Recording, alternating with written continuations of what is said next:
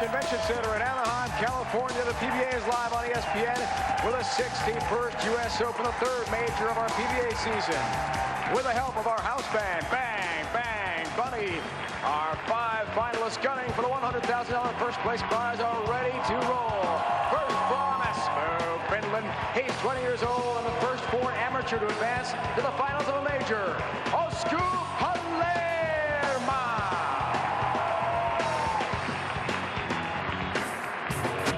two-time winner of the U.S. Open who looks to defend last year's crown. His resume includes 39 titles and 6 PBA Player of the Year awards. From Ocala, Florida, Walter Ray Williams Jr.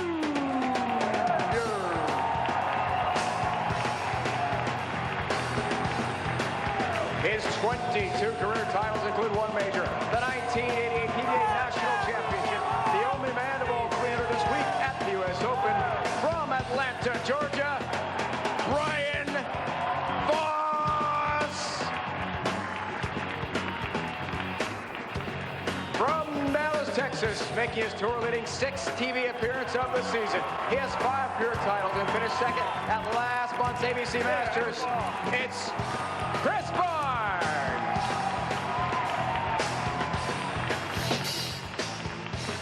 And PBA Hall of Famer, 6th career major victory.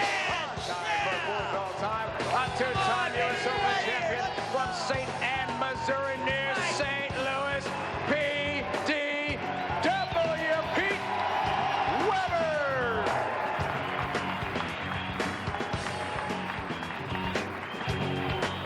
The step ladder finals, led by our top seed, Pete Weber, ready to go.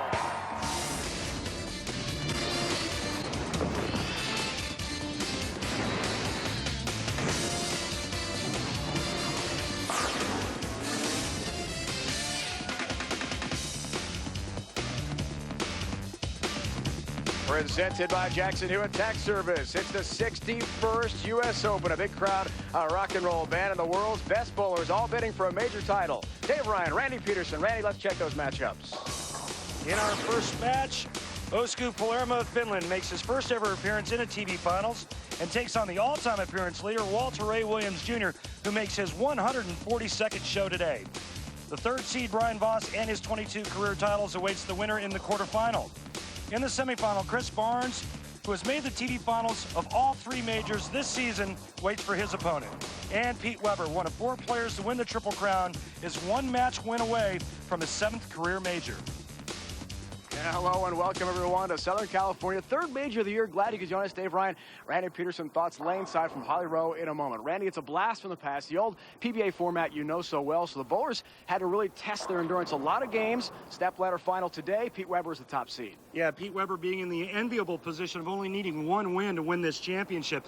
When you talk about U.S. Opens, though, it's the field, the format, huge size field, 360 players, 154 amateurs. We bowled 24 games of match play. You got 30 bonus points for winning a match. First place, $100,000, lots of points, and a 3-year tour exemption.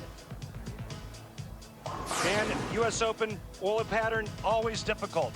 This week, we basically bowled on a reverse block, which means all to the outside part of the lane and dry to the middle. Just the opposite for you folks at Home Bowling League. What this means is that if the players get the ball a little bit too far to the right, it's going to hang and it's going to be an ugly washout. An inch or 2 to the left of target, through the nose or Brooklyn, could be disastrous split.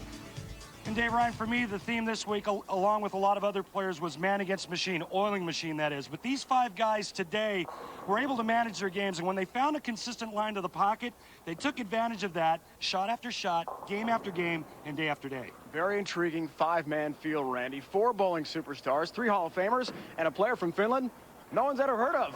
Randy, let's break down the 5 finalists. Osku Palermo, a style you've never seen before on the PBA Tour. His 2-handed heave may look unconventional at first, but at times this week it was lethal. Walter Ray Williams Jr., you have to be accurate at a U.S. Open, and that's why Walter Ray prides himself at being the best at it. He loves the tough knockdown, grind-out stuff. Brian Voss, when you bowl a U.S. Open, shot making is the theme, and nobody makes better shots than Voss. The Hall of Famer looking to win his first major since '88.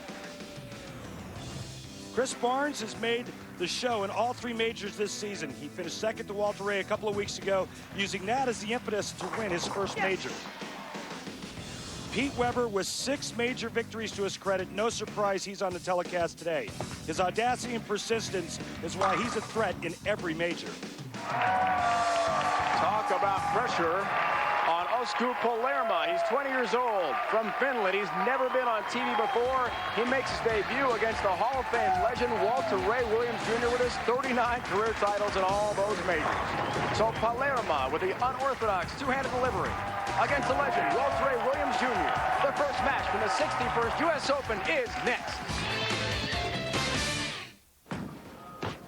ESPN's exclusive live coverage of the 61st U.S. Open presented by Jackson Hewitt Tax Services, brought to you by Uniroyal, the official tire of the PBA Tour. Uniroyal tires trusted by American families since 1892. By the official candy bar of the PBA, Baby Ruth from Nestle, the real deal. And by Cambridge Credit Counseling. Log on to nodebt.com and find out how good it feels to be debt-free. Folks, it is gorgeous in Southern California this time of year. The Anaheim Convention Center, just moments from Disneyland. Double points, $100,000 on the line, $350,000 total purse. Yeah, there's pressure. How did these two bowlers get this far? Let's find out. Walter Ray Williams Jr. was in the top 5 all day Saturday, winning 5 of his 8 matches in the morning session. But in the position round, his best wasn't good enough. He lost to Brian Voss 230 to 212 and is the 4th seed today. Finnish amateur Osku Palermo, with his unusual two-handed style, looked a bit bizarre, but put him in position to make the show. He bowled Brad Angelo for the final spot, emerging victorious. The 5th seed is with our Holly Rowe, lane side down below. Osku, many people are very intrigued by your two-handed bowling style. Where did you learn that? I learned from when I started, when I was 2 years old, so it's kind of stuck with me. It seems to have worked well for you this week. Are you nervous to bowl in this atmosphere in a foreign country? A little bit, but not too much. You said that you have to just worry about yourself, not about these other great bowlers you're bowling against. How will you stay focused? I don't know. Just take time. Just take time. Okay, good luck. Guys. As simple as, I don't know, Holly. We'll find out. Folks, remember, he's 20 years old. He's only been in the United States a couple of times. He bowled in the ABC Masters 2 weeks ago in Reno. Has never been this far. And he's a deliberate bowler. Randy, we watched him last night at Fountain Valley here in Southern California. And between the strike ball and the spare ball, it takes a long time. We asked him last night, hey, there's a shot clock, you know. It's going to cost you some money if you keep taking so much time. We'll see how he adjusts on TV. First ever TV ball on a 7-pin for Osku Palermo with a two-handed delivery. Yeah, don't adjust your TV sets. This is for real. 2 hands, his fingers only in the ball, and check this out. I have never seen this before. And let me tell you something. This guy is really, really impressive, especially for a 20-year-old. Watch how fast he throws the spare ball. Last night, it's a one-handed delivery, folks, by the way, with a spare ball. He just cranks it. Our cameras can barely follow how fast that ball's going down the lane at over 30 miles an hour. You thought Robert Smith was fast. This kid can really bring it. Gets that backswing up over his head and just lets it fly. How taken was Osku by his experience here? He was asking Brian Voss, Walter Ray Williams Jr., Pete Weber for their autographs at the beginning of the week, and now he's competing against Walter Ray. U.S. Open, the biggest event of our season to this point, and a good start for Walter Ray Williams Jr. bidding for his 2nd major of the season, leading us to the Baby Ruth Real Deal matchup, Randy. And a pretty tight comparison here with the exception of average, but look at this. Something that you don't see very often, especially from Walter Ray Williams Jr. Really low spare conversion percentage rate for him. But because of the lane conditions being so tough, that's why the percentage was so low. This guy here doesn't lose very often on television, 7-0. Absolutely red hot coming into this 61st U.S. Open presented by Jackson Hewitt Tax Service. And keep in mind, Walter Ray's season has been up and down, and mostly down in the first half. Carry is right, Walter Ray, and a double start for Walter Ray Williams Jr., who told us last night 32nd place after the first half of the year. He was baffled by his play. He sure was, but you know what? Ever since he won the first tournament of the second half of the season, it jump-started, ignited Walter Ray Williams Jr. We're used to seeing this from him. We saw it all of last year. They did bowl against each other yesterday in match play. Remember, 24 games. You bowled everybody once, the 24th game being position round. First TV strike to the career of Osku Palermo from Espoo, Finland. When you want to throw revs and a big hook, don't put your thumb in it, because it's impossible to throw it straight. How many people, Randy, right now nationwide are thinking about trying this style? Everybody watching he the can show. do it. Everybody watching the show tomorrow will go and practice trying to throw it with two hands, including myself. It could cause a new national craze, not only in this country, but in Finland as well. The thumb will not go in. Keeps it out. Looks for his first ever TV double. Came in a little bit high, but gets a break late. 9-pin goes. Using two different bowling balls, trips to 4-9, and makes up for the solid 9 that he left in the first frame. One thing about not using your thumb when you're bowling on a tough lane condition is we all have a tendency to grab it with the thumb hole. Pinch that thumb hole at the bottom of the swing. Well, when your thumb's not in it, you can't pinch it.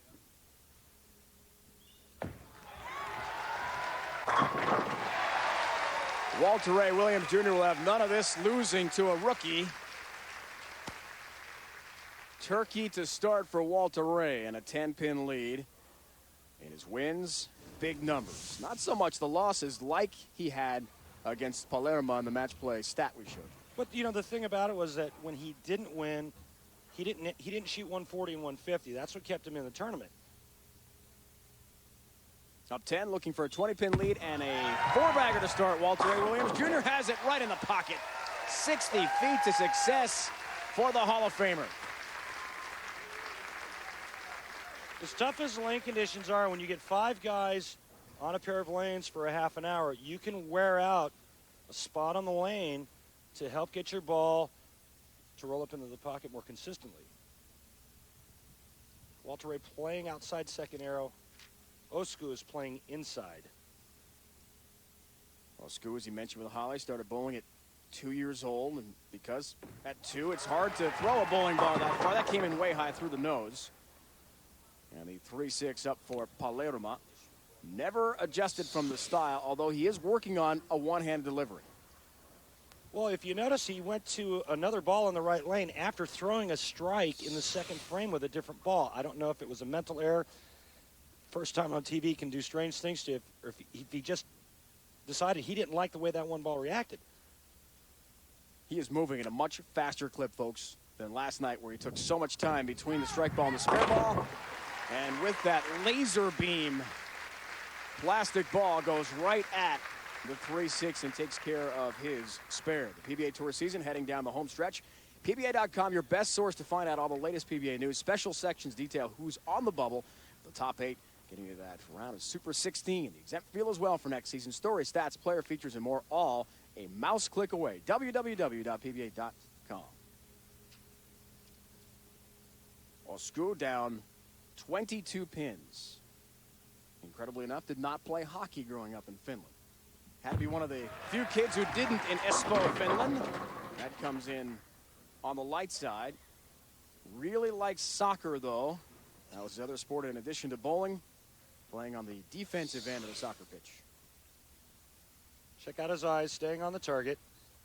Looks like he gets really quick on this shot. He knows it as soon as it leaves his hand. We showed you in the oil pattern, if you get it too far to the right, it's not getting back. And getting back to that adjustment between balls, tough for a guy like this to get out of his normal rhythm, which may be 30, 40 seconds between shots. Now he's rushing. I think the whole atmosphere is tough for him. For anybody for their first time on television, especially trying to beat the likes of a Walter Ray Williams Jr. and win a U.S. Open title. Tall task for anyone. Tall task right now, considering especially that Walter Ray has the front 4. Going for the first 5 of 5 bagger, 25-pin lead now. Strike here and he's down 35 is Palermo, but that's a little bit high. And never easy to deal with a 310. Ball gets inside of target and not by a whole lot, and this week it didn't have to. Walter Ray needs to cover both balls, or excuse me, both pins with the ball. He's going to get the ball just to the right of the 3-pin. It'll deflect off into the 10. Walter Ray, 6th in points, but he is exempt already with his 2 titles. One in Seattle and another major in Reno 2 weeks ago. Takes care of the spare nicely. And that's why he was able to stay out of trouble this week, by making small splits like that all week long, trying to become the first player to defend his title since Davey Husted did it back in 95 and 6. And all he has to do is get by this first match and then beat Chris Barnes and Brian Voss and then Pete Weber. Quite a list. Superstars all. 3 of them already in the Hall of Fame. In our field, he'll break off again. It could be a fan or some movement to his right, perhaps, in our arena setting here at the Anaheim Convention Center. Big crowd on hand. 3rd major of the season. As Walter Ray bids for his 3rd U.S. Open title in his great career. That's the way to get there. Big shots like that.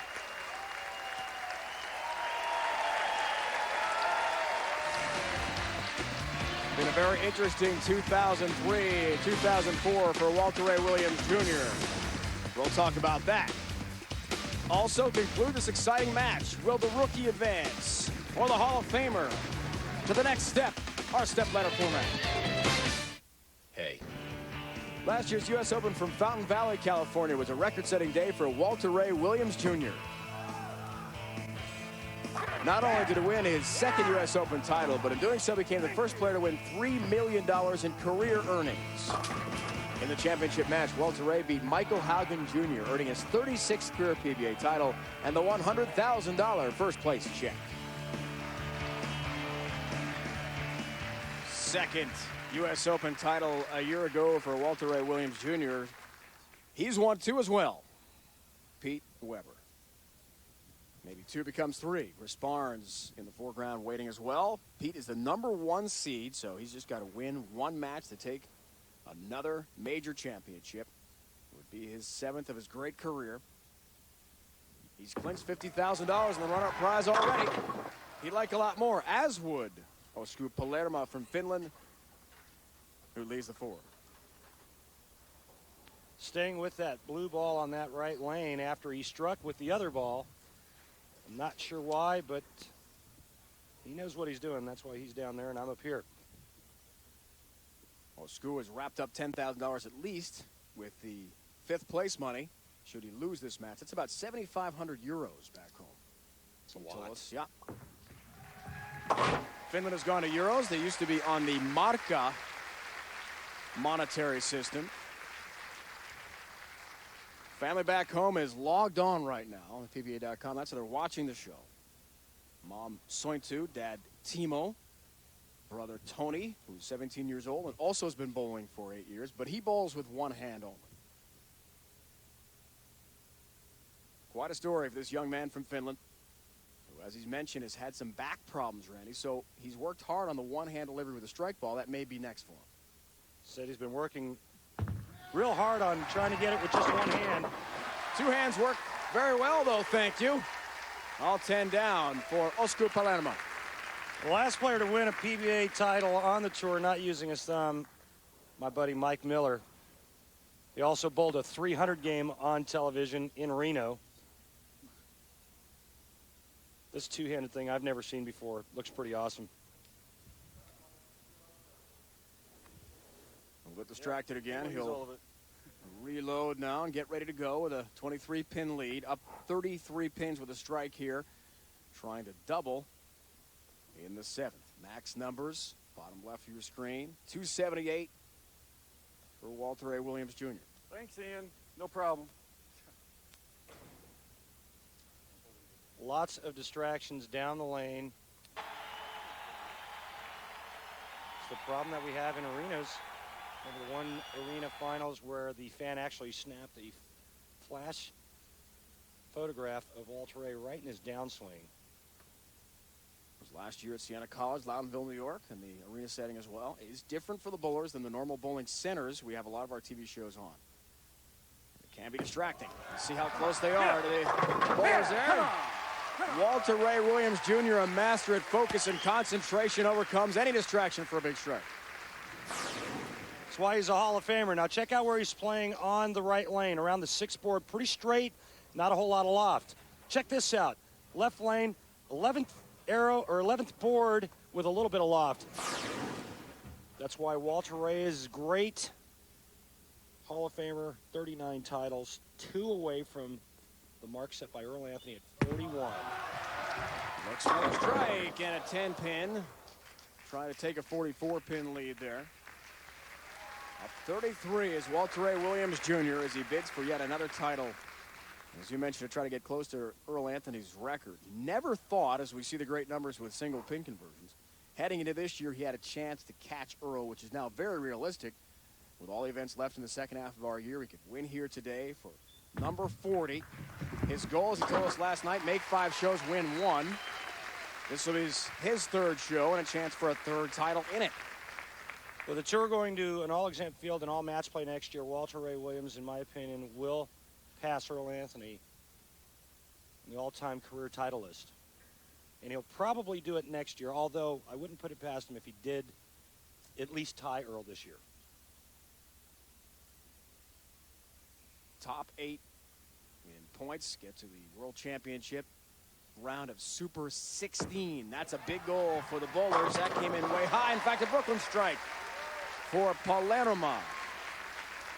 The exempt tour next year. That's what everyone is seeking at this point. It's a 64-man field, 50 from points and winners from this year. Tour trials over the summer will take 8 spots up and 4 from the weekly qualifiers as well. Who's in so far? Patrick Healy Jr. has 2 wins, as does Walter Ray Williams Jr. Robert Smith in Omaha won so long ago. We haven't seen him on TV since then. It's been a very interesting season. And toward the bottom, you saw Mika and Pete, as we'll go over later in the broadcast today. Who are the favorites for the Player of the Year honors? Those 2 are high candidates right now. Osku goes high. Trying to stay hot. 3-6.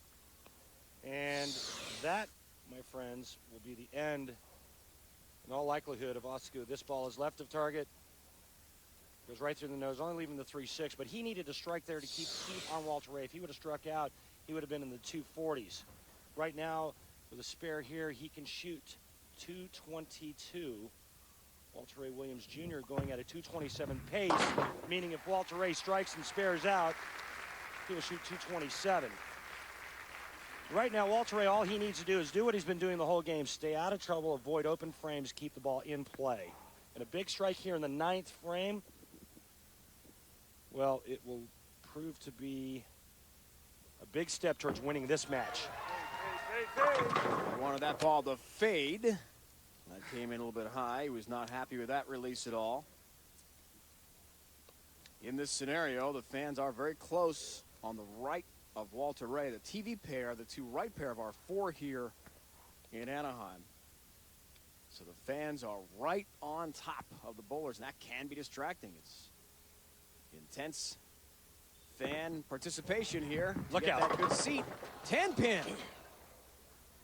Well, I said that this match was all but over, and right now Walter Ray Williams Jr. needs 2 strikes in the 10th frame to lock this up. If Walter Ray goes spare 9, Osku can strike out in the 10th frame and tie. Unbelievable. That late open can hurt you so badly as opposed to the early open frame. Look at the great start he had as you see the score to this point. Rebounds nicely. Big one. Big strike there. He carries a little bit of a high pocket hit. Right now, all he needs is a spare to win this. A strike and it's over. Any kind of spare will do. Anything less, Osku Palermo still has a chance. What has got to be going through his mind? 20 years old, first ever TV show against the Hall of Famer, and he's still alive. Does it get any better than that from a guy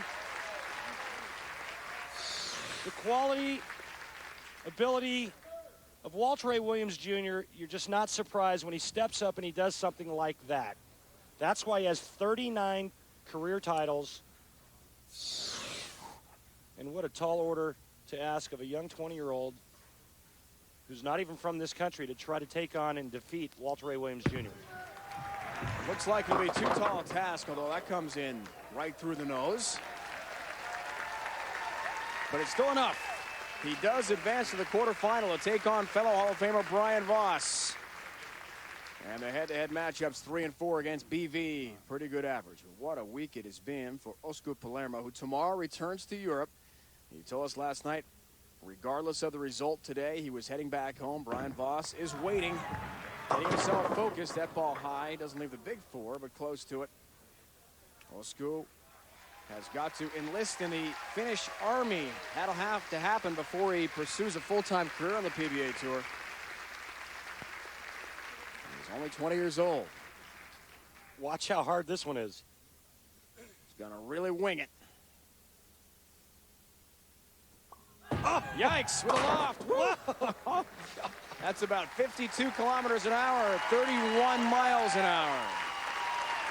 All week, Oscar was filing reports for a local newspaper back home in Espoo, Finland, via email. He's got to report one more time on what happened. That he lost to Walter Ray Williams Jr., but what a run it was.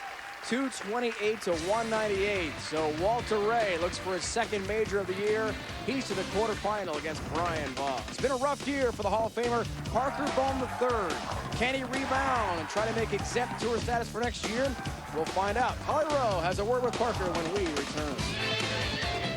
A year ago, over In addition to the exempt tour status, who wins Player of the Year honors? Let's take a look. Maybe it's Walter Ray Williams Jr., maybe it's Pete Weber. We start with Major Mika, the big Finn, Mika Kovunemi Randy, who had a good start to the year. The fall swing made several TV shows, but then started winning events, beginning with Windsor Locks. Dave, the players vote for Player of the Year honors, and the main ingredients we look at is consistency and wins week in and week out, and Mika is that guy. He won on pattern E, which he loves, won on pattern B, which doesn't suit his game at all. 300 in Windsor Locks and route to winning. He's at the top of the list. Titles in Windsor Locks and Reno, and his roommate Patrick Healy Jr. has been very consistent in match play this year. It all got going for him with his first win of the season on Long Island, and the roll didn't stop Randy, as you know, at the TOC in Connecticut not long after that. And it took Patrick Healy a couple of weeks to get acclimated to new equipment. Since then, he had 3 top 8s in a row before winning in Long Island.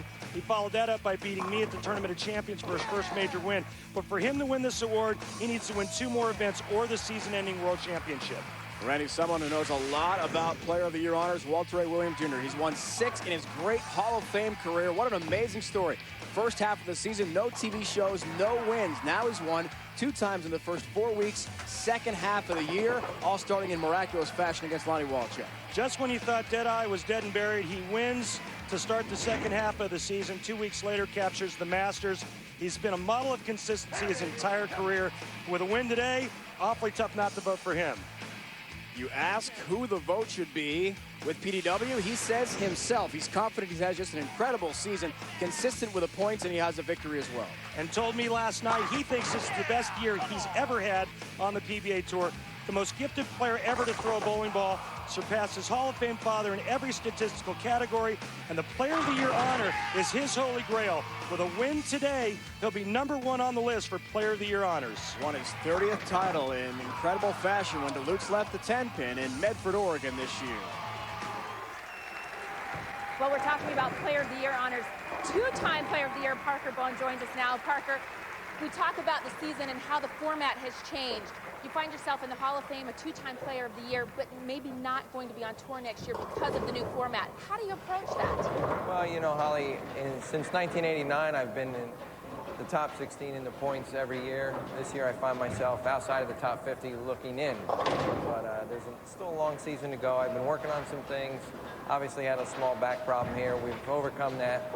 But there's still 5 weeks left, and to be honest with you, for all the Parker Bohm fans, I will get to the top 50. It's just a matter of time. Well, we see Walter Ray Williams, for example. He had a tough part of the season, the first half. The second half, he's turned it around. What do you have to do to turn it around? just got to figure out how to adapt my game to the patterns that we're bowling on this season. I've been working on some things, trying to change my role just a little bit to adapt to it a little bit better. And I think I'm getting close. It's just a matter of time before Parker Bone breaks loose. All right, thanks very much for joining us, Dave. Back to you. So Holly, you heard it. A little guarantee from Parker Bone III. He will make the top 50. We shall see with just so few events remaining. Brian Voss knows a thing or two about winning major championships and Player of the Year honors. He's done each of those.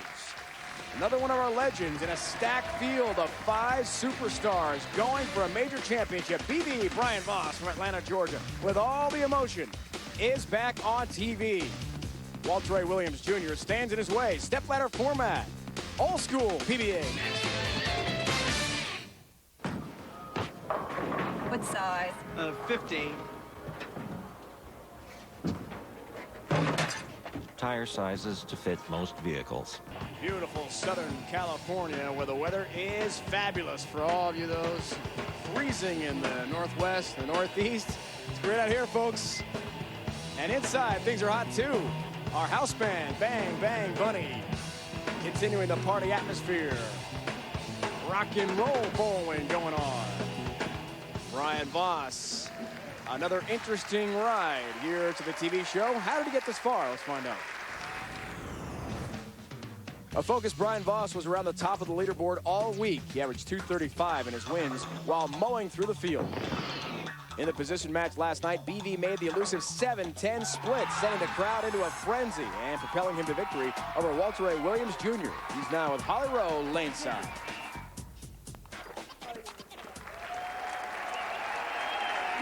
Well, Brian, has been since 1988 when you won your first major. It's been a while. What's it like to be back in the spotlight? Well, first of all, I love bowling. This is my life. These are my best friends. It's really nice to be back here. I struggled a little bit earlier in this season, but things are coming around. This is a huge tournament. You know, $100,000 a major. Guys like Walter Ray and Chris and Pete, it's just wonderful to be here. You said you changed your game radically 4 weeks ago. What's been different that's been helping you? Well, sometimes in life you just go back to basics. I went back to 4 steps and worked real hard on my time. It worked right away.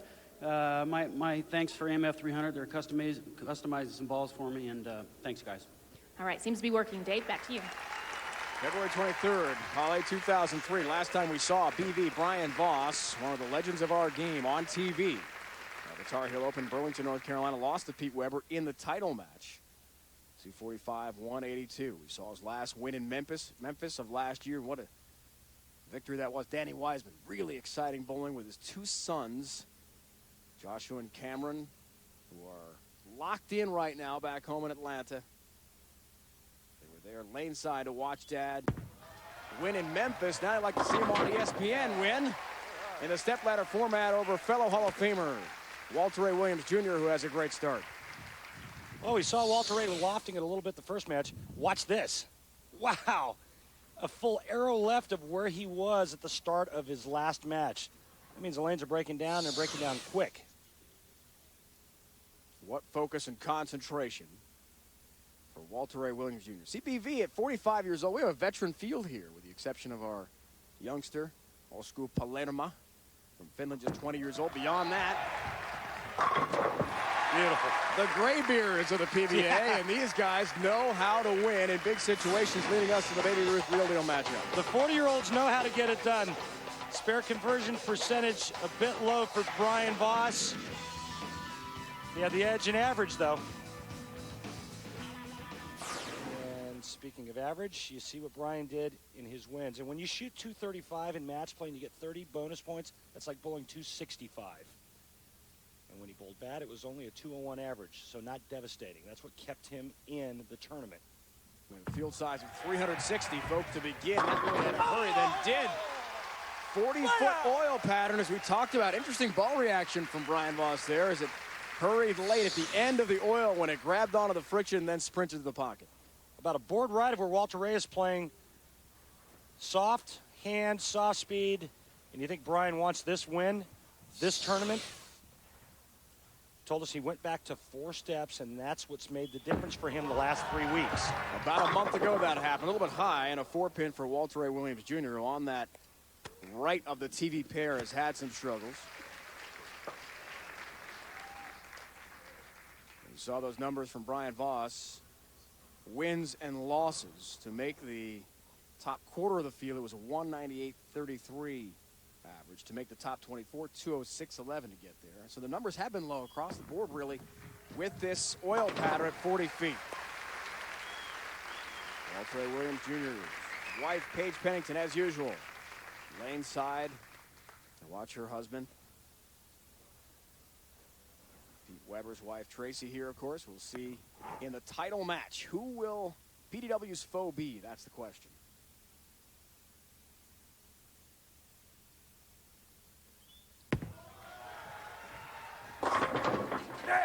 Late help on number 10. Down she goes. Catches the leaner.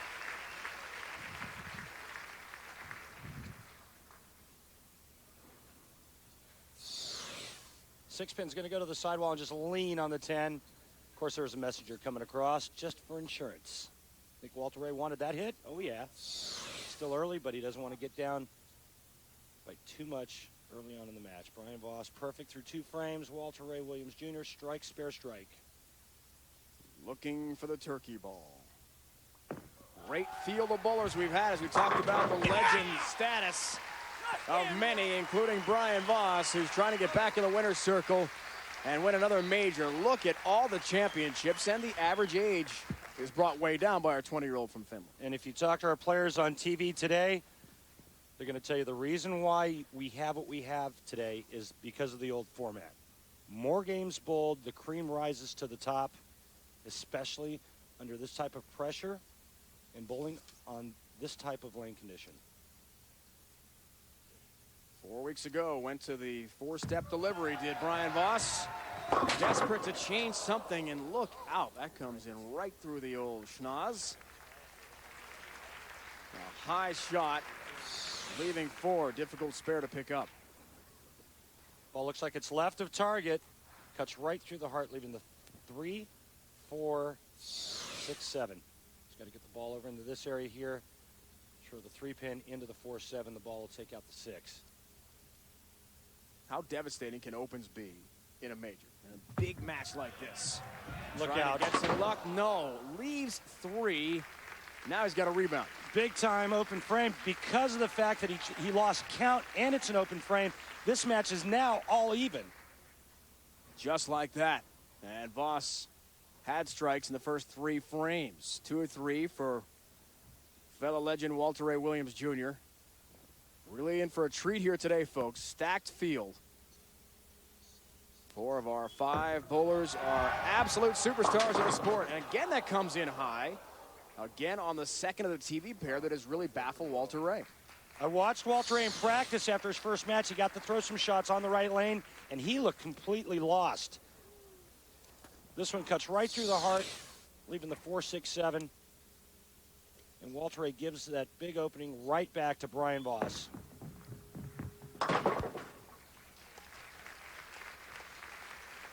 Next week, the PBA Tour rolls on to Tucson, Arizona. Luckily, we got to stay warm, folks. That's the good news. The PBA Odor Eaters Open. The action starts live 12:30 Eastern time. Again, note the start time. It's changed from our normal 1 o'clock Eastern as we had today at 12:30 Eastern time. 9:30 here on the West Coast. Don't miss the best bowlers in the world from Tucson, Arizona. Next Sunday, we head to the desert. For more, log on to ESPN.com. Hurrying to the pocket for Walter Ray Williams Jr. He's wired in on this lane. He made the adjustment. Actually looks like he has a little bit of mistake room to the right now. That ball is a little bit right of target.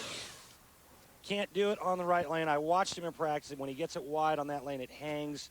I saw him leave nothing but washouts in practice. Now Brian Voss looking to rebound from big, ugly split in the 4th frame. Well, pin advantage prior to the strike from Brian Voss, who said, looking at the tour points list, 115th after Seattle, and basically was ready to try anything. He was really struggling with the low numbers. So that's why he made the adjustment with the approach. Yeah, he went from nowhere to now he's in like 17th in about 4 weeks. Double points here, double points at the Masters where he had a great week and almost made the show in Medford. Big shot there. That's how you rebound from an early open. PB, Brian Voss staying in the match. Things are close. 22-pin lead right now for Brian Voss.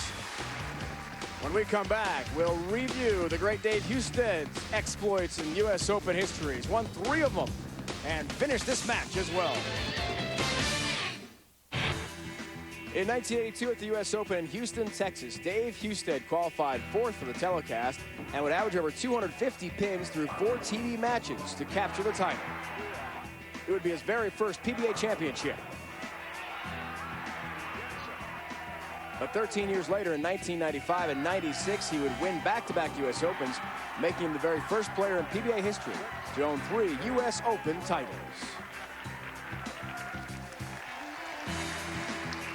During our commercial break, that's Walter Ray Williams Jr. on his belly. What's he doing there, Randy? He's looking at the ball track going down the lane. The bowling balls actually leave lines in the oil. And Walter Ray right now is trying to find a place to play on that lane. He's completely lost. This is the lane he was investigating. The right of the TV pair, and obviously made proper adjustments. He knows what he's doing. He stood there and looked at that lane throughout the entire commercial break, and he moved into where Brian Voss is. What a smart, savvy move. That's some serious maple moxie for Walter Ray Williams Jr. So double 5th and 6th for Walter Ray. Now down 12 pins, chance to cut the deficit just to 2. That early open, well, to open in the 4th anyway, with a low pin count of just 7 for Voss. May come back to bite him. That's the proper adjustment on the left of the TV pair. Blisters the rack, 10 down in the pit. Do you have any idea how difficult it is to, number one, make the adjustment? It's basically an educated guess. And then convince your body that it's the right move so that you can make the proper shot. Extremely difficult to do. Only the best do it and pull it off. One of the best right here. On that right of the TV pair, Brian Voss. Likes shearing the pins. Checking with the Days In on the road. As we mentioned, we're in Tucson, 12:30 Eastern next week. Leading into the Days In Open from Dallas, Texas, a couple weeks down the road. Don't forget the PBA World Championship from EMU, Ypsilanti, Michigan. There are plenty of great seats available, folks. Log on to PBA.com and be sure to buy your tickets. Some regional sites as well in Florida, PA, and Arizona. Our Days In on the road. Max scores. You see for Brian Voss at 260. Still got his chance. Help! Number 10. No. Try. Does this guy want to win or what? He's making pure shots, and watch this great break. How bad does Brian Voss want this championship? As you can plainly see, Coach, Brian Voss is very emotional. Last night he told us after he made the final 5, took a moment, had some tears. It was emotional for him.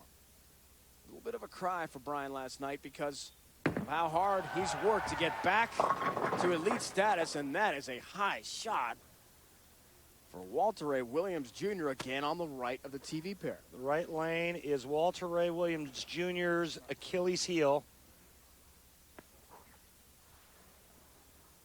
He's down 25 pins right now. He did throw the strike in the last frame on that lane, but that obviously was not a very good shot. It didn't look like it was a shot full of confidence.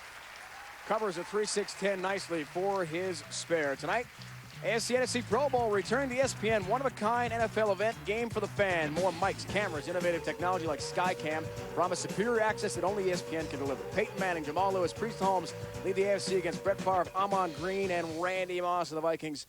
And the NFC, it's all coming up 7:30 Eastern on ESPN. Back to Walter Ray. Almost had a 7-10 to deal with, which Brian Voss converted last night at Fountain Valley. Number 7 remains. Ball comes in light, swish zone, light mixer, whatever you want to call it, but leaves the 7-pin in a situation where Walter Ray really needed to strike. Brian Voss in command.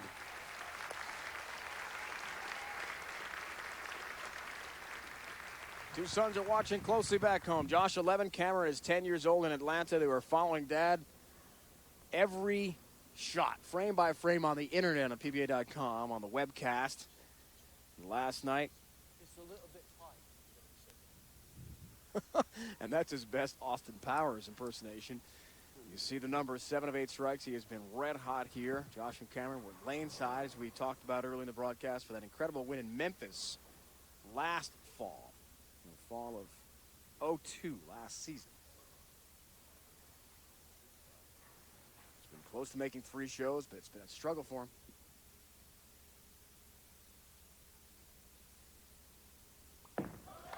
He's focused. Big strike. That's a winner. That's a winner.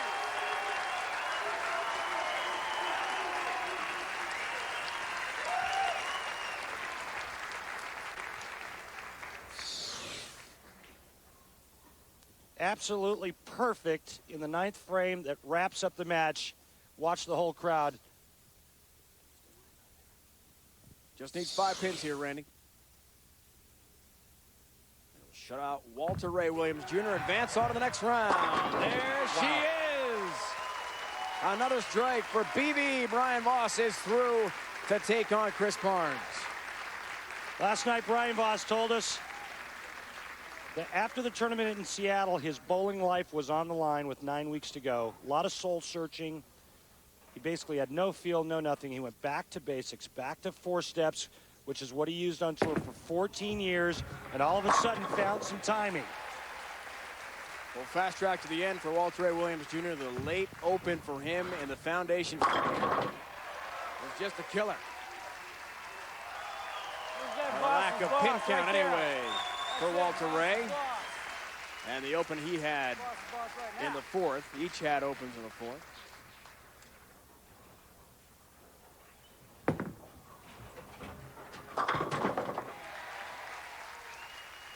Now he's got the right lane figured out pretty well. Yeah, it's a little late for that, unfortunately, for Walter Ray. Brian Voss strikes in 11 out of 12 frames for 260. What a game for Brian Voss when it mattered most in the quarterfinal. BV will take on CB, Chris Barnes, who is bidding for his first ever major championship. And that comes up next from Southern California. Voss is through. Speaking of SoCal, a native of this area is Robert Smith, who won in Omaha. When we come back, we'll hear from Robert about his career. My mom was the worst. My mom was the absolute worst. I mean, she comes down to the bowl, she wants to watch this and that. All of a sudden I get on the TV show and nowhere to be found. I'm like, Dad, where'd she go? And she's like, oh, she's outside in the car. She can't handle it. Only one. Party atmosphere here at the 61st U S Open, presented by Jackson Hewitt. Bang, bang, buddy, our house band is rocking today. Now look at the players that are exempt for next season, including Southern California native Robert Smith, 2000 U S Open champion. His odyssey, that title began in Los Angeles in 1994. He gives us the details in this week's Miller Milestone.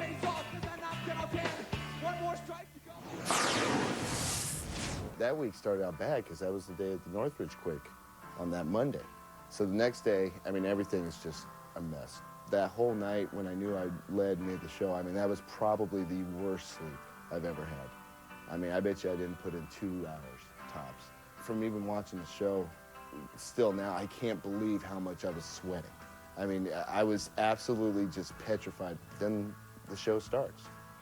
Norm is all of a sudden, instead of playing straight up the lane like we had pretty much done all week, he is now hooking the entire lane, and I'm like, what is going on here? Up until the 9th frame, I really thought I had a chance to get back on this game, and I 4-pinned late, and that was it. I mean, Norm did what he was supposed to do, strike out on me, and that was it. I think I gave people a little eye-opener that week. U.S. Open, I'm bowling Norm again, so it's the second time we bowled in the title match, and now this time, instead of him playing my line, I'm playing Norm his line. I had Norm beat like he had me beat, and I forgot what I had done to him back in '94, and all of a sudden here comes boom, strike, boom, strike, boom, strike. And I go up in the 9th frame, and I ring a 10. great shot. And I come back, and I'm so disgusted with the fact I leave this 10 pin. I flag it. I mean, I miss it by a mile. I think I broke the gun. I have now gone from, in a matter of about 5 to 10 minutes, going from the fact that I'm going to win this tournament to now that I just lost the tournament. I'm sitting there, and I'm in the seat, and I got the towel in my face, and I'm just shaking my head. I'm like, you screwed up, you blew it. So Norm getting up, I can hear the crowd yelling the do thing, and I can hear him throw a shot, I can hear the crowd go crazy, and all of a sudden I don't hear the, yeah, I hear the, oh, and I'm like, what happened? So I take the towel off and I look, and all of a sudden I see this 8-pin kind of shaking, dancing, didn't fall down. From that point on, when I got the title, it was a payback, it was a let you know I'm here. I mean, a lot of things went through. I validated a lot of things that maybe I had started in '94 that people had saw to where it took me 6 years later, but I validated everything that I tried to do. Our Southern California native Robert Smith, who won in Omaha but hasn't been on TV since. Chris Barnes wants to try to get himself a major championship. Can he? We'll find out. Hey, did you know that when you let Jackson Hewitt prepare your taxes, you can get money right away with a Money Now loan? Just walk in with your W-2 and walk out with money. So come on by, and I'll be... So what are we playing for? I think we'll have to play for like a beer game. The odd couple, Pete Weber and rock and roller Adrian Young, the drummer for the band No Doubt, shared a lane at the Pro-Am this week in Fountain Valley, California. PDW showed his buddies some of his moves, and the PBA had a new fan, Adrian Young. Adrian Young is here. He is awaiting his buddy Pete Weber in the final. Who will he take on? Sitting right next to Pete's wife, Tracy. We'll find out, because our matchup is Barnes against Brian Voss. The question is, how did Chris Barnes get this far? Let's find out. Chris Barnes continued his quest for his first ever major championship and second title of the year. He had the tournament after day one and never fell below 15th. He bowled Pete Weber for the first seed last night and lost 247 to 211. The number 2 seed is on the approach with Holly Rowe. It's Chris Barnes from Dallas. Chris, in the earlier match, we saw Walter Way Williams Jr. really struggle on this right lane. You had some problems in warm-up. How do you attack it? Well, it's tighter down lane, but it hooks more in the front, so it's tougher for everyone. I thought about using 2 different balls. I think I'm going to use the same one. Just going to make better shots on that lane than on the other one. All right, let's see how it works out. Thanks. Dave? A great arena record as we saw there for Chris Barnes. Almost hard to believe, Randy, the two have never met on television before. Chris Barnes and Brian Voss. Head-to-head on TV, first time ever, and it comes in a huge setting at the U.S. Open. Talk about red hot in the quarters. Brian Voss's shot to the pocket looked unbeatable. Let's see if it holds up for another game. With all the emotion and focus, we'll see. Right in the pocket again. He pures that ball. Great start for Voss. The ageless form of Brian Voss. He's been doing that throughout his entire career. The thing that I like most about what he does is how balanced he is at the foul line. Now it's Chris Barnes, who has a lot of questions to answer, folks, today. 4-pin for Chris. We saw the arena record, the fact that he's made the TV show in all 3 major events now. The TOC in Connecticut, the ABC Masters in Reno, and now here in Southern California. But in the majors, boys, he struggled on TV. How can he advance to the next level? Well, that's a good question. Skims the 4-pin. Solid start. That's a big sigh of relief leading into our Baby Ruth Real Deal matchup. Yeah, and if he'd have whiffed that spare conversion percentage would have gone down. Pretty tight here, Voss, a slight advantage in average. And remember that the spare conversion percentage includes splits.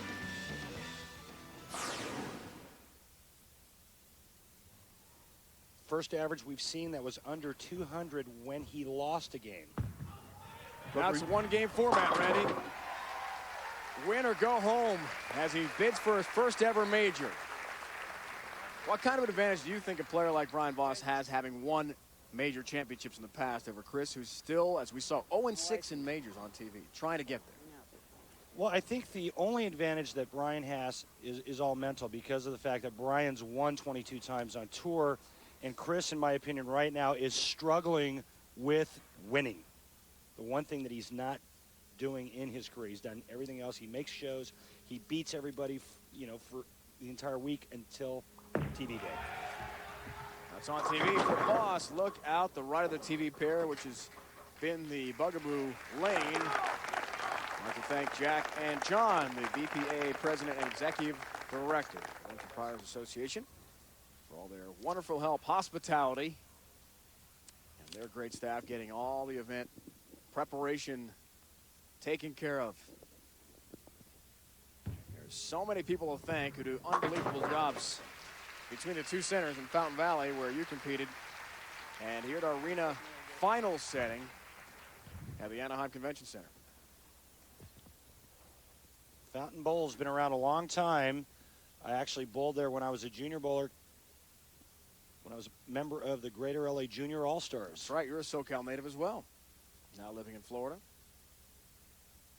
Let's go look at the oil right in the ball there. See how the balls respond. That's the response PV wants. Strikes in the third. It'll be interesting to see what happens when he comes back to the right lane, whether or not it was a bad shot or whether or not he has to make a big adjustment. But one thing's for certain, the left lane seems to be the better of the two lanes. That's the lane that's held up the best. The players have had most success on that left lane. Can Chris Barnes elevate himself to the next level and win his first ever major? He told us last night, when it comes to bowling on TV, he's had good games, just not great games yet. He's bowled good games, and he's bowled some games that were good enough to win. But when he bowled against Walter Ray Williams Jr., he just had to have more. Walter Ray bowled a great game, and in order for Chris to have won that, he needed to bowl a great game, and it wasn't to be. Chris feels very fortunate that he only left a 4-pin on that last shot. Sixth TV appearance of the year for Chris Barnes, maybe number 7 next week. When we roll on to Tucson, Arizona, the PBA U.S. Open. The action starts live, 12:30 Eastern Time. Note the start time, folks. We're at 12:30 again, as we were this week, not 1 o'clock, as we had been earlier in the season. Don't miss the best bowlers in the world from Tucson next Sunday. For more, log on to ESPN.com. One in Japan, made the show in Kansas City, in Albany, the TOC, ABC Masters, and now the U.S. Open. 6 TV appearances. Chris Barnes. The win in Japan counts as a tour title, not for exempt status for next year or for points. A little bit straighter, a little bit more direct, a little more speed. This ball's perfect. Chris Barnes has all the tricks. He can move way inside and hook it, and he can throw it on a straight line, and you have to have all the tools to get to this level on the PBA Tour. 34th career TV appearance for Barnes. Brian Voss has been on plenty of TV shows himself. 75 times, either double wood there.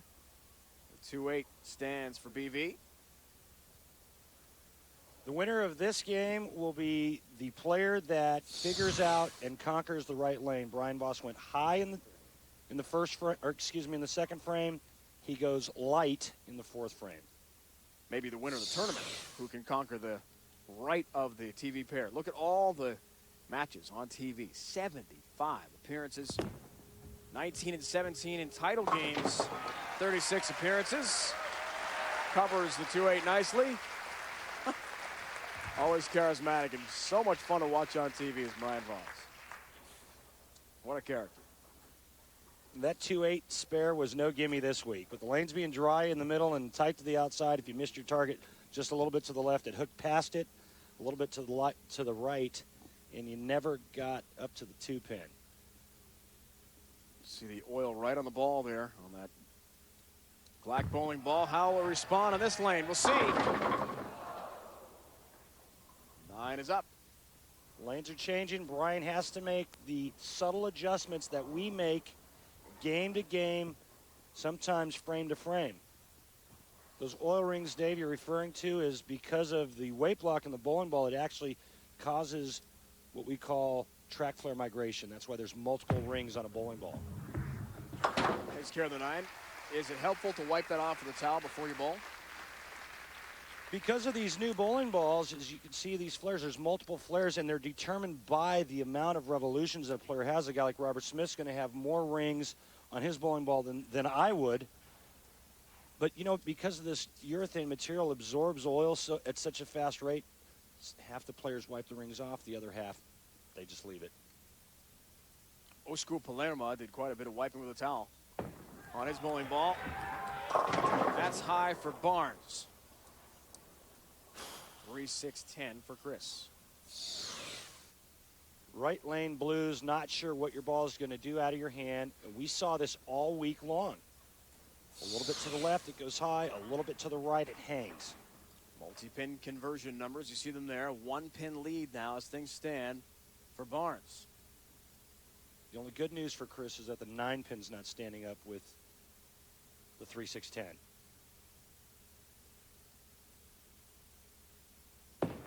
Little help. He's Little the help. cover. Doesn't get the help he'd asked for. Open frame, Chris Barnes. That could be very devastating to his quest for a first ever major.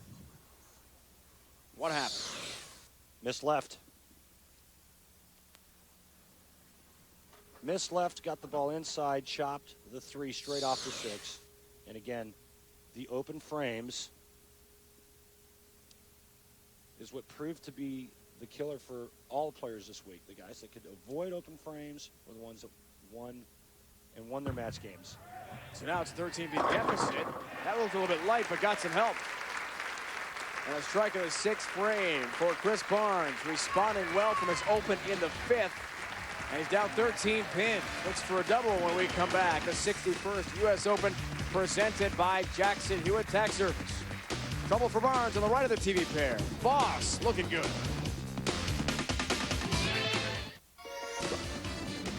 ESPN's exclusive live coverage of the 61st U.S. Open presented by Jackson Hewitt Tax Service is brought to you by Geico. A 15-minute phone call could save you 15% or more on car insurance. By new Odor Readers Plus. It's the only arch-supporting insole that protects against odor and wetness. And by Miller High Life, to live simply, proudly, boldly, manly. This is the High Life. Who will take on Pete Weber in the finals? Brian Voss or Chris Barnes? BV a 13-pin lead as things stand now. Consistency was the key this week, as Randy explains in this week's Dexter Approach. The key this week was accuracy, and one of the ways to create accuracy is keeping your head nice and steady at release. Pete Weber does it. Watch Chris Barnes' head. Watch it come down, and it stays there.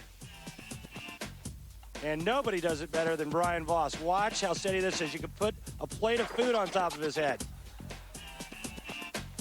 But probably the best player of all time has the most head movement of any player I've ever seen, yet is the most accurate, which leads me to believe that Walter Ray Williams Jr. has the best hand-eye coordination I've ever seen.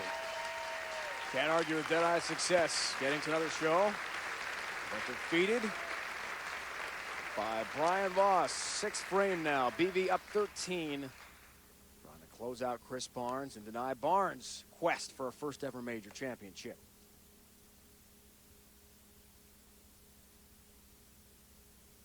It's the right of the TV pair. The lane Brian is on now. It's caused some struggles. Can he adjust? It's high.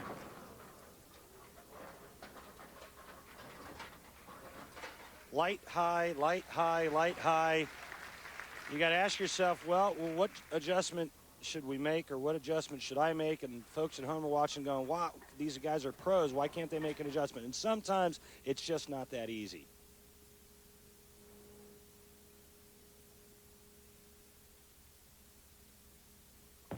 3-6. Look out. Barely got the 3. Wow. Bottom of your screen, 24 bowlers who made match play. Try to get themselves to the TV show. And the 3 just got raised there, Ray. Moment, folks. I think the wind blew that over. He'll gladly take it. Mr. 300 Bob Learn in the 13th spot. Steve Jarris is exempt next year, as is Robert Smith. A lot of foreign flavor. Tori Torgerson from Norway. Amleto Monacelli from Venezuela. Look out. Oh! Did you see that? Not only a break to avoid the split, but he gets all 10 down somehow. What a nice break. Watch this. This ball's going to go high. 4, 6, 7, 10 standing. Caves the big 4 in. Maybe that'll get him jump-started so he can figure out what to do on the right lane. By the way, Brian Voss has to finish on the right lane. Advantage Chris Barnes. Without question, with the struggles the bowlers have had on that lane, which is where Chris Barnes is right now. 7th frame looks for a double. 10 down for Chris Barnes. He's down by one single pin. He can go up with a strike here. Tonight, the AFC NFC Pro Bowl returns to the ESPN, a one-of-a-kind NFL event, a game for the fan. More mics, cameras, innovative technology like Skycam promise superior access that only ESPN can deliver. Peyton Manning, Jamal Lewis, Priest Holmes for the AFC, Brett Favre, Avon Green, Randy Moss of the Vikes from the NFC. It's all coming up as our Sunday night NFL countdown. Coverage starts at 6. Speaking of Randy Moss, we were throwing the football yesterday in the parking lot of the bowling center. You look like you could probably throw and complete a couple passes to Randy Moss. Not a bad arm yourself, partner. Chris Barnes, high, it goes, and a difficult split to deal with here. And that was Chris Barnes' good lane. He can't believe it. He struck every time on the left lane, and this time he gets half. On a double, a chance to take a big lead. A Greek churches. How do you go about it? Take the 3 on the right and leave up the 4-7. That's all you really can do there. The 6, 9, 10 stay up on the right side of the Greek church. Depending on what Brian Voss does, this could be the end of Chris Barnes. When you see him pull out of the shot immediately and go down like that, he knows that he needs some help. It was the same type of shot that cost him the title at the ABC Masters. 7th frame of that title match, he pulled one left and left a big split against Walter Ray Williams Jr. 8th frame looks for a double. Big shot from Voss. They all go down. 30 pin lead for BV. And Brian Voss just jumped all over that big opening that Chris Barnes let him have. Watch this ball's perfect. He figured out the right lane. And how about that reaction? Brian Voss knows now, one strike here in the 9th frame, it's all but over. Foundation frame looks for the turkey ball here. And in essence, shutting down Chris Barnes. Big shot right here. Hurry! That's it! Not a perfect ball, but the perfect result for Brian Voss.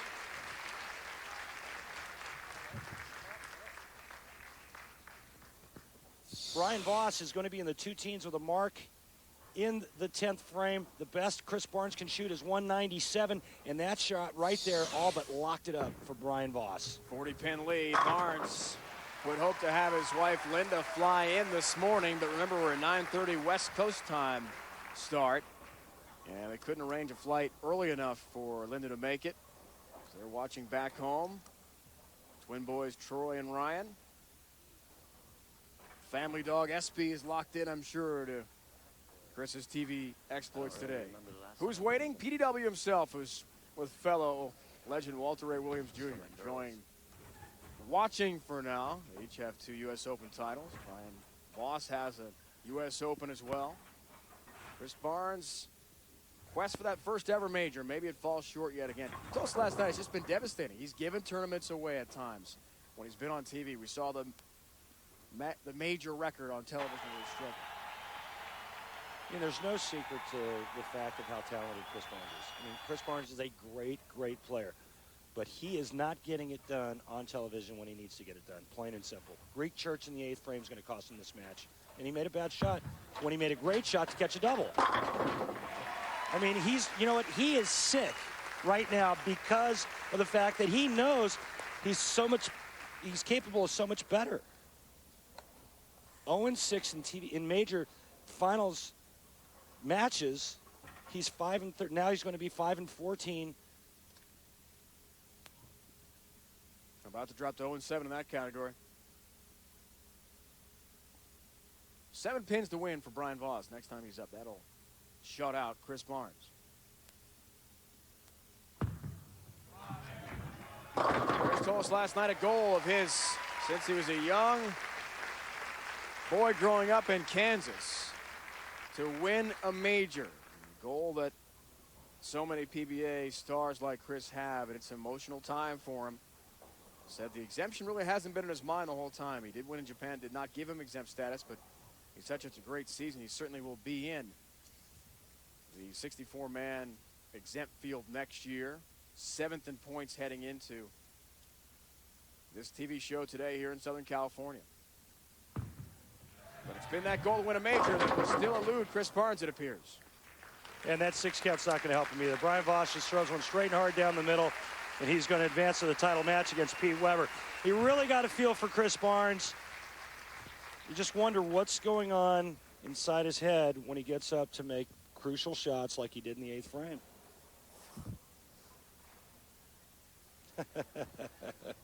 A confident PDW is more than ready. Well, competitive fire is always burned with him. Right really? Down the middle there. And an 8 count. That's all he needed. Needed 7, got 8. Real easy to be confident when you haven't bowled on this pair yet for $100,000 for first. Brian Voss has got 2 games under his belt, and in my opinion, that's an advantage for Brian Voss. So for an hour and a half, Pete has been waiting. A little bit of practice in between matches during commercial breaks. Picks up the 6-10. We're just going to fast track to the end here, where Brian Voss has wrapped up the match. 2 wins for BV, and he's 1 victory shy. Who stands in his way with his rock and roll drummer buddy right behind him? Pete Weber. Saw the numbers head to head with Pete. That wraps it up. The president and CEO of the PBA is Steve Miller. I'll Holly Rowe will have an interview with Steve coming up when we return to Southern California. We started with 5 great bowlers, 5 of the best in the world in the 61st U S Open presented by Jackson Hewitt Tax Service. We are down to 2, Brian Voss and Pete Weber. They've been winners. Speaking of other winners, the Senior Awards on the PBA Tour. Congratulations to the Player of the Year, Bob Chamberlain. Rookie of the Year, Don Sylvia. And for the Regionals, Steve Jarris, PBA Tour member, won this year in Toledo. He's got exempt status. Same goes for Mike Scroggins, a winner in the Southwest Regional, the left-hander. Joined now by Holly Rowe as the president and CEO of the PBA Tour, Mr. Steve Miller. Holly. Thanks, Dave. Well, Steve, there's been so much discussion about the decision by the PBA to go to that 64-person exempt tour. What was behind the decision? Well, the decision was really multifold, but the real reason is we wanted to showcase the greatness of the athletes, and we wanted to showcase their personalities in a more succinct and directed fashion. How will the tour benefit the players and the regional players? Well, the regional players will benefit enormously. It becomes our buy.com tour. It becomes our exempt tour, moving tour. It gives them an inspiration and an aspiration and a goal. And the regional players will play a really critical role in the movement towards the exempt tour. The winners will be exempt. The best players will move forward. We're very excited about the opportunities. All right, thanks very much, Steve. My pleasure. Dave, back to you.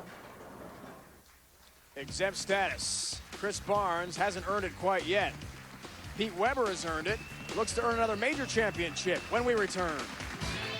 I'm Allison, and this is our Days in Room. 1991 U S Open from Woodland Bowl in Indianapolis. Pete Weber would start and end the championship match with a spare. But he would bookend those spares with nothing but strikes.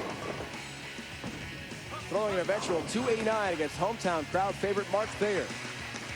But what happened during the trophy presentation is what most people will never forget. It would be one of the most famous or infamous moments in PBA history involving PDW. Absolutely priceless reaction on the face of Pete Weber. Very special guest, Michael Lister of Jackson Hewitt Tax Services, now joined by Holly Rowe. Second year that you've been involved involved with the PBA. How has it benefited Jackson Hewitt and the PBA? Well, it's been great. So there's two ways we can go with this. Nationally, we help bring an exciting game to an increasing number of fans. And then locally, our franchisees can engage the over 2,000 bowling centers to bring benefits to their customers. So it's been great. All right. Well, congratulations on your partnership, and thanks for doing it. Dave? Great to see Michael Lister from Jackson Hewitt Tax Service once again. Getting ready for this matchup leads us to the Geico Direct Championship recap. Randy? Thanks, Dave. Early in the first match, it was Walter Ray Williams Jr. defeating Osku Palermo by the score of 228-198. Walter Ray doubles in the 10th to shut out Osku. Then in our quarterfinal match, BV Brian Voss defeating Walter Ray by the score of 260-214. Brian Voss throws 11 out of 12 strikes. And as we just saw, the semifinal, it was Brian Voss defeating Chris Barnes by the score 214-193. Chris Barnes splits in the 8th frame to open the door for Brian, setting up a great championship match for the 61st PBA U S Open title. That's our Geico Direct Championship recap. Pete Weber has won 6 major championships. As the #1 seed, can he continue the trend? Hey, did you know that when you let... House band, bang, bang, buddy. Rocking the house at the 61st U.S. Open presented by Jackson Hewitt Tax Service.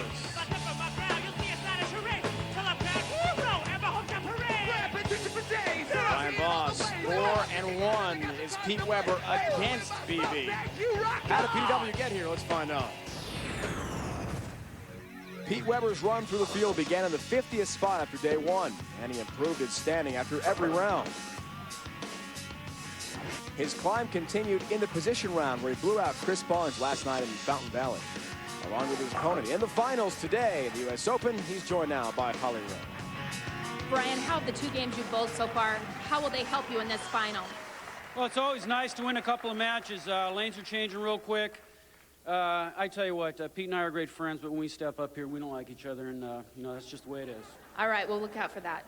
Pete, you have had to be patient throughout the week. You said that's been one of your keys. How have you been patient here so far, waiting to bowl in the final?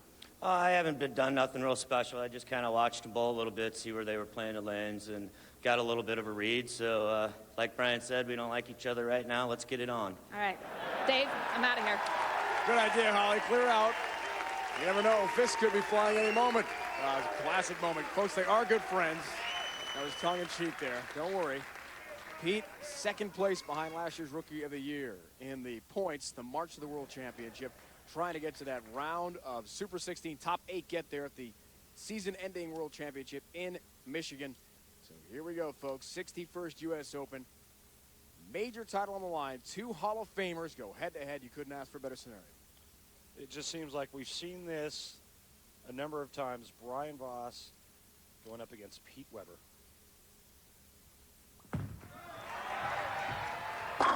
Great start. BV. Players of this caliber in a title match for a major championship take it to a whole nother level mentally. They get so focused that nothing else enters into the thought process except putting the ball in their hand and letting go of it at the foul line. It's been quite a while since we started our broadcast at 9:30 local time. More than an hour and a half to wait for Pete Weber, and here he goes. But as we told Holly, it's time to get it on. Leading into the Baby Ruth Real Deal matchup. Pretty sweet matchup, but if you want to look at one thing, look at the strike percentage. And if it's going to come down to having to throw one to win this thing, Brian Voss has got the higher percentage. Although Pete has owned Brian on television. As we mentioned before, 10-pin help.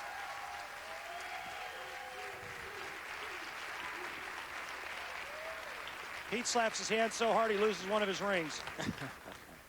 You think Pete's fired up? Nice break here. 6 goes to the sidewall, cuts the 10 out. Weber gets on top of Voss early with a big double.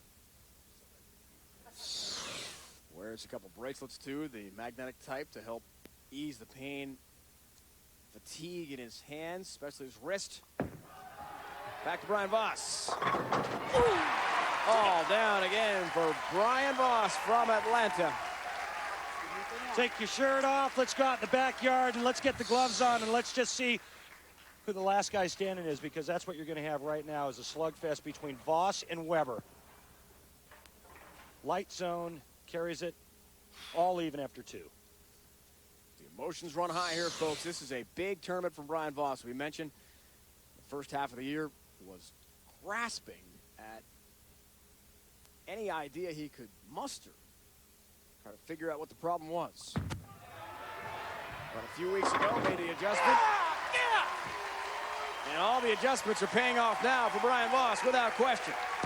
This is what a U.S. Open is all about. Perfect through 2.5 frames. Look at Brian Voss. Everything riding on this. 4 weeks ago, he was 72nd on the point list. Amazing. Right now, 1 win away from his second major and $100,000. Likes the sunglasses to reduce the glare. Pete Weber. Yeah! What a start for our bowlers. 6 in a row. We're all even. Look what Pete Weber did to the other 4 guys, or the other 3 guys on the telecast. The only player he lost to, Brian Voss. Defeated Chris Barnes twice. You ask why he bowled Chris Barnes twice? He bowled him once in position round as well. Pete told us last night, on top of his game. Feels as positive about his bowling now as he ever has in his career, which for someone of that status is a pretty amazing statement. Says he feels better than ever. It's his best year ever on the PBA Tour. Focus, determination is what's got him here to this point. Come on! Yeah! Urges the ball to turn back to the pocket. Stays perfect. Front 4 for Weber. Turkey to start for Brian Voss. The first 3. Everything perfect for all. The Pro Bowl. The lanes certainly are on display. Center stage here in Southern California, all going for the U.S. Open trophy. $100,000. The exemption for 3 years. Double points. There's so much to be won. The third of our 4 majors, and things are interesting, folks. 2 potential 300 games with plenty of bonus money available from Cambridge Credit Counseling should that happen.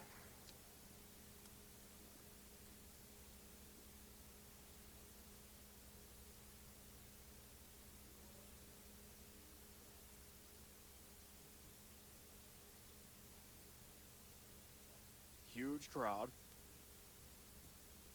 Not a sound to be heard.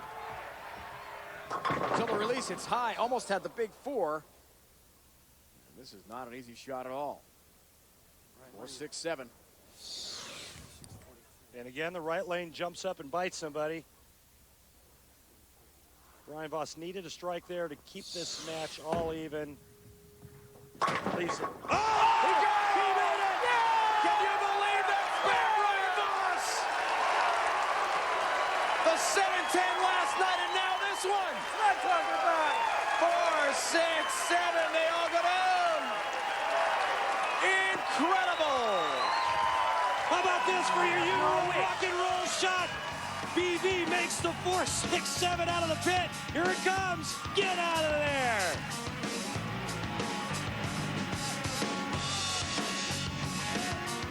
Certainly worthy of the Inter Tire rock and roll. Brian Voss, who last night sent the crowd a fountain bowl, had the 7-10 against Walter A. Williams Jr. That was unbelievable to watch. We had great crowds.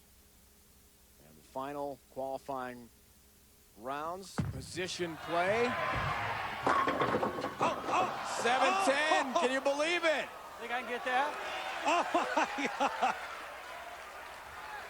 What are the odds? Brian, the odds are monumentally against this happening. He did it last night, remember? Astronomical. He made this last night in position round. There's only been 3 of these ever made on television. Mark Roth, John Mazza, Jess Stayrook. The only 3 to ever convert 7-10 on television. What do you think? Oh. No help there, 7. Stays up for Brian Voss. Last night in Fountain Valley against Walter A. Williams Jr. It's a 7-10. Randy, you did it. Got to get that ball to enter that pin at a 45-degree angle. Hope it pops out. It's exactly what Brian Voss did. He told me last night.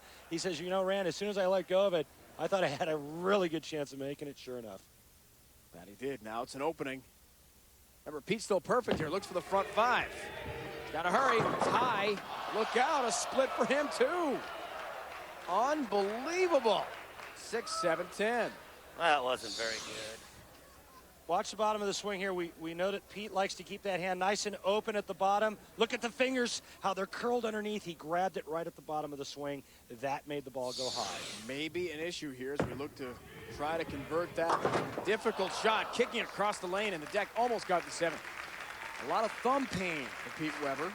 As he told us last night, his hand, after all the 50-plus games of bowling, hasn't been the big problem. It's the thumb that's really hurt him. Yeah, his thumb's really big and ugly with a lot of calluses on it. He says a lot of thumb pain, hard to hold on to it. Pete maybe going with an extra piece of tape, a little more rosin. Got to be secure in the thumb.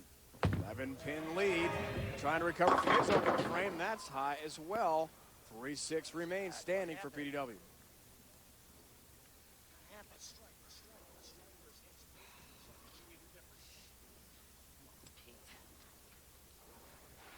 What a start for each bowler here, folks. First 3 for Voss, front 4 Pete Weber. But now some struggles. Takes care of the 3-6, but barely. And rebounds from his open in the 5th with a mark. Brian Voss finds himself only 11 pins down after the circus show in the 5th and 6th frame. PD lets go of this one, and he goes, oh, no, I just chopped it. Woo! Sigh of relief. He'll take that as he barely ekes out the 3-6. Brian has to wait for a Get fan. airtime, that's all right. A fan who is coming back to their seats. Right?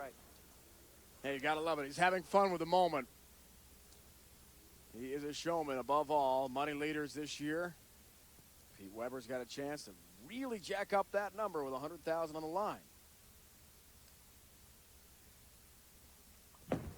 Right to the top of the list.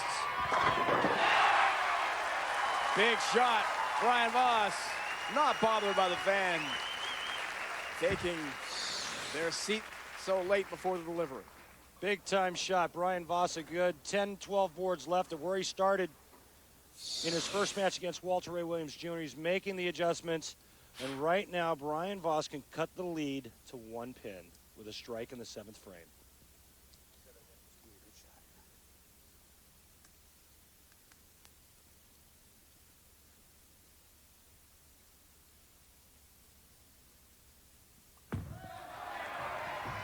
Oh, it's high.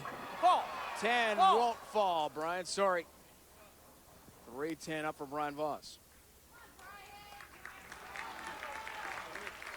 The pressure of the U.S. Open,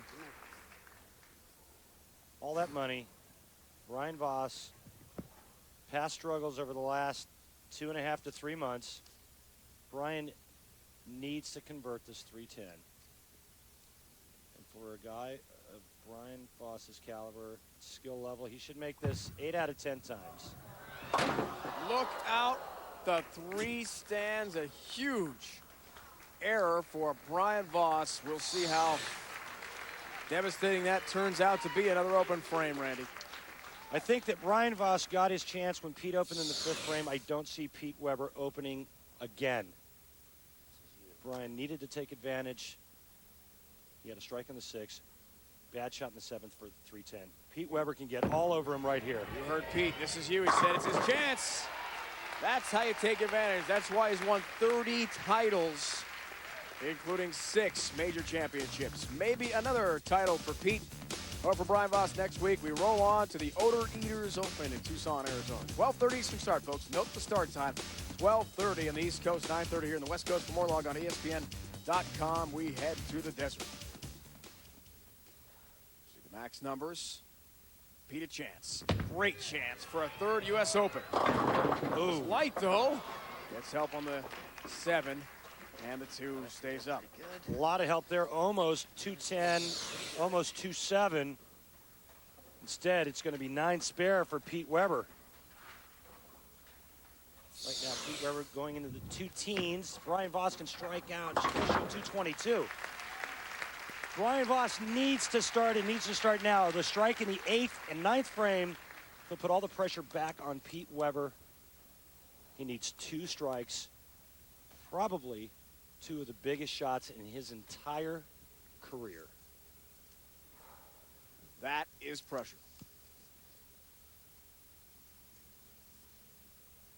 This is PBA drama.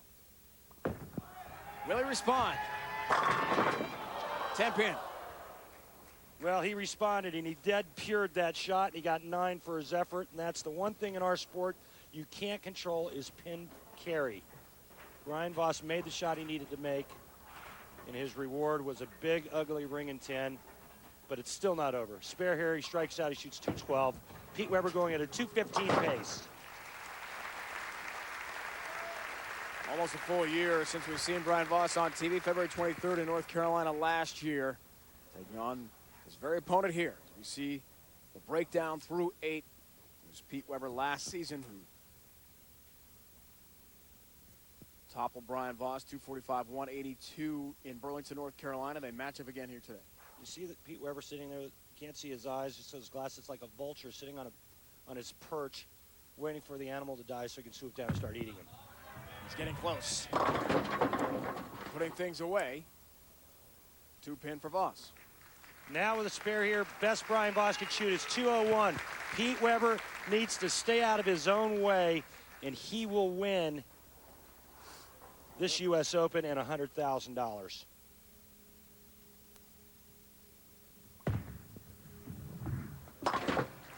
What did Pete say to us last night, Randy? We asked him, who would you vote for Player of the Year? Well, he's got the 1 title in Medford. He said, I'd vote for me because he's been so consistent from start to finish with points. As we see Player of the Year race, there you go. Pete looking for a 2nd title. 4 TV shows already. Mika, the 5 shows. Chris Barnes, 6 shows, but no titles officially for exempt status. Right here, baby! Big shot again for Pete. Getting closer, 9 pins, and he's wrapped up his 7th major championship. Big time shot. It's not over yet, however. Pete still needs 9. Everything that we've seen thus far, this tough lane condition, anything can happen. Pete going to the spare ball, throw it straight and hard right down the middle. 9, he's got it. He thinks he does. He's got it. He's got 10. He has got a major championship.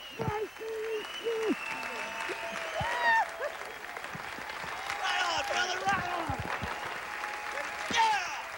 That's right! This is my tournament! Mine!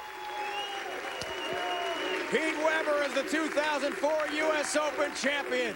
7th major title. First one's on me tonight. All right. Absolutely. And he's buying.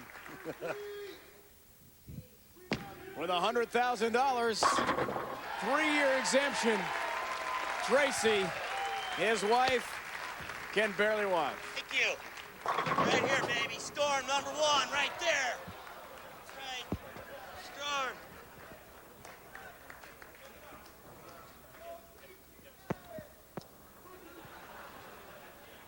He's got the Q-Link pinned it on, something he says, Randy, that's changed his life entirely.